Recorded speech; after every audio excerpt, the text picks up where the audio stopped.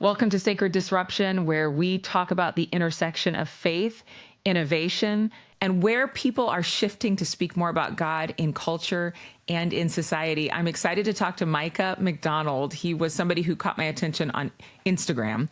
And what I've noticed is a lot of people are putting their testimonies and even evangelizing on TikTok and Instagram. It's just the new way to reach people.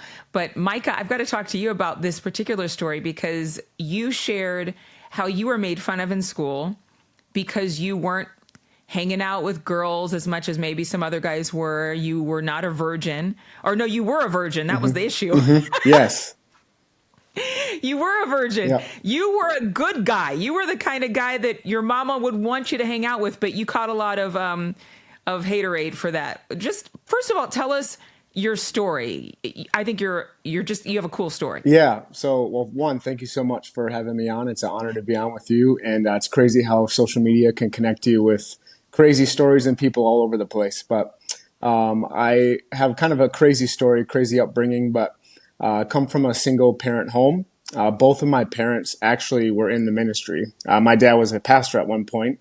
But as I grew older, my dad fell away from the church, fell away from the faith, ended up leaving my mom for another woman. And I'm the oldest person in my family among my siblings. So I have three younger sisters. So I became the man of the house at around 12, 13 years old. And I grew up with a dad who raised me and said, son, I think it'd be wise for you to save yourself for one woman and to save yourself for marriage. And so I grew up that way. And then a year after my parents divorced when I was 13, my dad kind of switched the rhetoric and just said, I actually think you should sleep with as many women as possible to figure out what you like, try it out. And so it felt like, and I told him, I said, Dad, it feels weird that you raised me this way, but now you're telling me just to sleep with whoever, do whatever. And so that was confusing. It almost felt like I grew up with two different dads, although it was the same dad. Very, very interesting. And then within a year of my dad leaving, my 8-year-old sister was diagnosed with stage 4 cancer and given a 20% chance to live. So I just watched my dad leave our family. I'm the man of the house at 13, a single mom trying to work multiple jobs, very little money. And now my 8-year-old sister said she's going to die, 20% chance to make it. And so I grew up in a very tumultuous home and just a lot of defining moments as a teenage kid. And honestly, a big defining moment that took place in all of that, in my opinion, the best decision a single mom ever did, my mom, was bring her 4 kids to a church, a local church, where I ended up meeting some of my best friends. And that's where God really showed up in my life. It became personal at that moment in my life. And growing up with a dad who loved Jesus and now is denying his faith was confusing. But it became my own faith. It became personal in those teenage years. And I decided, you know what? I can see kind of two directions here. I can choose to follow God with my whole heart and live according to what he wants for my life. Or I can choose to go the other option, hook up with as many girls, all these different things. And in high school, I'll just be transparent. There was a lot of opportunities to do all those things. But you could have been a player. Is that what you're saying? Yes. I'll just put it frank. Yes. But that I even got made fun of, honestly, for my decision to not do that. I was even called. How did they find out? Because, one example was there was a high school girl new to the school. She invited me over to help her with her homework, and I was just a friend. I was like, cool, I'll absolutely help, no problem. Well, when I show up to her house and I see candles lit in her bedroom and all this like draping, I'm like, this does not feel like a homework session. She tried to make a move. I was like, no. She was so caught off guard that I said no. And she goes, why? Like I said, because like you're worth more than this. And I said, I'm saving myself for my future wife. I don't want to do this. And then at that point, she thought I was gay. That's the reason why I wouldn't want to. And then it moved into, well, I'm not pretty enough. Like, I'm not pretty enough for you. And she was a beautiful girl. It was none of that.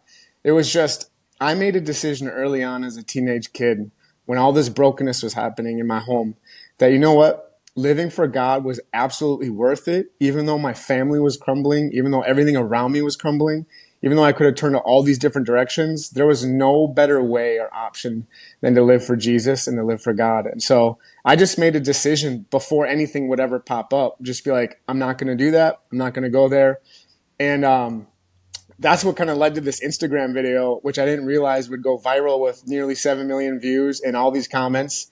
But I think it's tapping into something in culture that, like, because even in college, when I would tell coworkers, like, I'm waiting, they thought I was joking. They thought I was like an alien from outer space. They're like, yeah, right. Like, you're not a real human being. Like, they would like touch me, like, are you a real person? Like, is this real? It was like so dumbfounding, like why I would even consider that, why I would even do that. And I think it's tapping into something that is going on in culture at large, that one of the peaks of society that defines humanity is either our sexuality, our sexual preferences. It's one of the highest peaks of who we are or what makes us up. And rather than placing the emphasis on sexuality or how many people I could sleep with, I've just put my emphasis at the peak of being that I am a child of God. I am loved by God so much, and that my body isn't my own anymore, but it belongs to the Lord. And if God made marriage for one man and one woman so they could become one flesh, well then I don't want to compare. I don't want to put myself in that spot to have all these different options. And what I've found while being married for 13 years now is it is the most beautiful journey to be married to one woman, to stay faithful to one person, to like a recent anniversary trip, just holding my wife in my arms and thinking about the fight, even the fight it's been the last 13 years, to just stay pure, to stay faithful to my wife.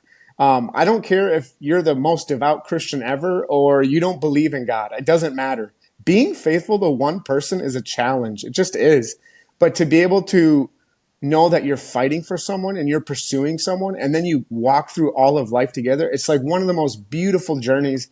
And I think for me, that's where this video came from. That's where this passion point came from. And I just want people to know, like, there's another way. There's a different way to this. It doesn't have to be like everybody else or where all of culture's heading or trending. It doesn't have to be that way. It can be something really beautiful and something that I believe, and even scripture would teach, that God designed this and to have it this way. So, Well, and the fact that you're a man, I think that a lot of society has put this expectation, on anyone that they can discover who they are through sleeping with people, and that psychologically it's a wise move because then you figure out what you really want. When if you talk to people, a lot of heartbreak comes from multiple sex partners, from living a life where you haven't gotten over some of the heartbreak from even junior high and high school. And so you're still facing that trauma. Now, again, this is not, there's going to be a lot of different people watching this video. So I just want to make it clear, this is not a judgment on anybody no. who has slept with, I don't care how many people you've slept with. But I think that for children, and I think that in discussing what options are available, they don't really see a lot of people like you. If you go to school, in public school, they will tell you how to put a condom on a man, but they won't say, now there are some men who've decided to wait until they're married. I think most kids would start laughing, wouldn't you? Yeah, absolutely. Yes. And now what's unique is now, like, hookup culture, it's still a thing, but what's even a bigger thing right now is like the use of Snapchat and the way these kids exchange things or share things that way. That's honestly Yeah. facing the next generation even more so. Like, teenage pregnancies are down in contrast to what it was when I was a kid. Like, and so there's new forms, there's new methods and ways that the next generation's connecting and how they're expressing themselves. But the principle of waiting and the principle of saying, you know what, a random man who I just met in my school who got my snap, he doesn't need to see my body. And my body is so beautiful. My body is so worth something. It was worth what God gave up, his one and only son, Jesus. It's worth that there's a dignity there. There is a worthiness there to yourself that says, you know what? This doesn't belong to every man or any man. This belongs to some man that I'm going to choose to, share that with someday. And I think that's special. And what's unique is I've had plenty of friends who are like me, waited, their spouse didn't wait. And it's still beautiful because it's the redemptive power of the gospel. When two become one, that's the good news of all of it is God, when we surrender our life to him, doesn't hold our sins against us. He doesn't hold our past against us. He wipes that white as snow. He washes that. He cleanses that. And so, yeah, that would be my other takeaway is like, I don't want anyone hearing this to be like, see, I'm worse off or I'm less than. And according to the scriptures and what Jesus tells us is that can't be farther from the truth. But it is also a challenge for someone out there to be like, hey, it's worth it. It's completely worth it. And I think that too, you bring up a point because it's the body, it's not just who you choose to be with, it's what you put your eyes on. Mm-hmm. And, somebody watching might be thinking, well, what does this have to do with innovation? What if we innovated the discussions around worthiness using a Christian principle? You don't have to be a Christian, though, people on this call may be a little biased. Mm-hmm. You don't have to be a Christian to understand that there has been a shift in technology. Girls are facing lower self-esteem than they ever have before. There's a fear of child trafficking as it's become more pervasive, and the sexualization of young people. What if we innovated a Christian principle surrounding a discussion of keeping your mind clean Mm-hmm. and keeping your body, you looking at it as a treasure? Mm-hmm.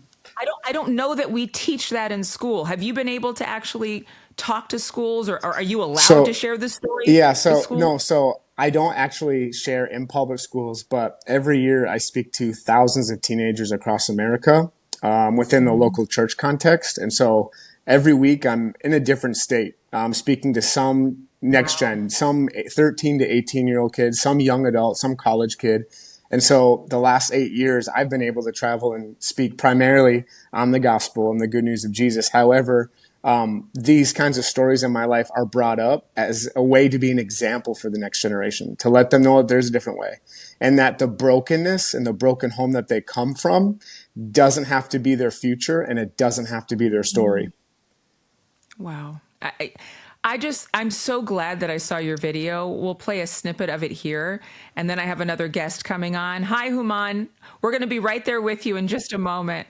But Micah, thank you. Micah, thank you so much, because I think that what needs to happen, innovation means doing something in a new way or with a new method. And I think your testimony, especially for young men, I can just hear your heart's cry for all youth. But I think of young men who've been given an idea that they have to be a certain way in order to be manly or masculine.